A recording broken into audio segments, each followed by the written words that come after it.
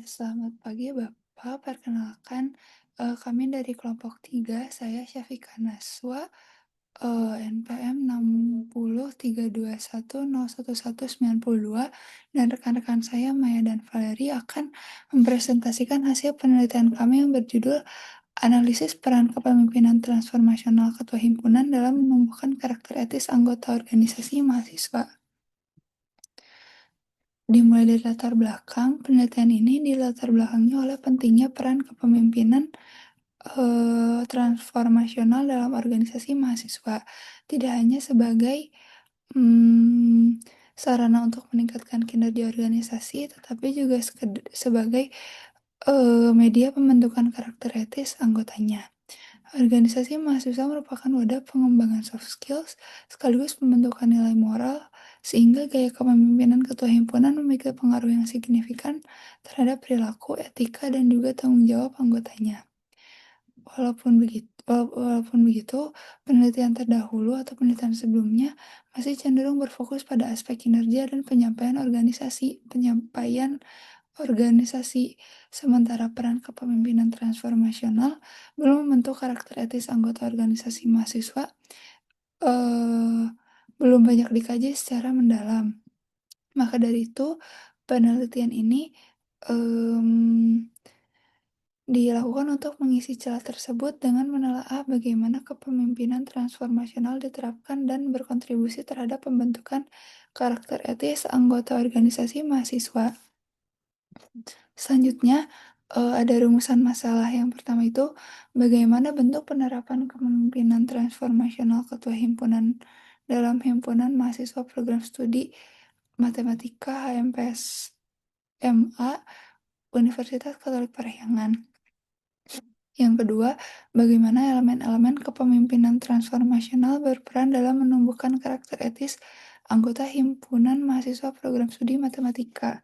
Sejalan dengan itu, tujuan penelitian yang pertama itu ada menganalisis bagaimana ketua himpunan menerapkan gaya kepemimpinan transformasional dalam aktivitas himpunan mahasiswa program studi matematika atau HMPS-MA. Yang kedua, mengidentifikasi bagaimana elemen-elemen kepemimpinan transformasional berkontribusi terhadap pembentukan karakter etis anggota himpunan mahasiswa program studi matematika.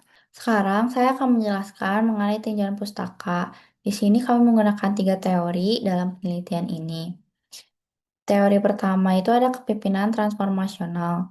Teori ini sendiri sudah dikembangkan oleh Bas dan Reggio pada tahun 2006. Mereka menyatakan bahwa kepemimpinan transformasional memiliki 4 komponen utama. Yang pertama ada idealized influence, ada inspirational motivation, yang ketiga ada intellectual stimulation, dan keempat ada individualized consideration. 4 komponen di atas dapat membantu pemimpin untuk menginspirasikan perubahan nilai dan perilaku anggota organisasi yang terjadi. Jadi, jika dilihat dalam konteks mahasiswa, karakteristik ini memiliki relevan yang kuat dan membentuk budaya organisasi yang positif dan beretika. Teori kedua ada kepemimpinan etis. Nah, teori ini tuh berdasarkan teori Nordhaus pada tahun 2019. Kepemimpinan yang etis kepemimpinan yang etis merupakan gaya kepemimpinan yang memiliki landasan nilai-nilai moral seperti kejujuran, keadilan, tanggung jawab, dan kepedulian terhadap orang lain. Yang terakhir, ada perkembangan moral. Teori ini berdasarkan teori Ras pada tahun 1986 yang menyatakan bahwa perkembangan moral memiliki 4 komponen yang terdiri dari moral sensitivity, moral judgment, moral motivation, dan moral action. Nah, eh, untuk moral sensitivity sendiri merupakan suatu kemampuan individu agar individu tersebut dapat memahami situasi moral dan dapat mengendalikan dampak dan tindakan yang mereka perbuat kepada orang lain. Sedangkan untuk moral judgment berkaitan dengan kemampuan menentukan tindakan yang secara moral hal tersebut merupakan suatu tindakan yang benar. Yang ketiga ada moral motivation. Seberapa jauh sejauh seorang individu yang mendapatkan nilai moral di atas kepentingan pribadi. Dan keempat itu ada moral action. Moral action sendiri memiliki hubungan dan kemampuan nyata dalam melakukan tindakan moral yang berdasar pada pertimbangan yang telah dibuat.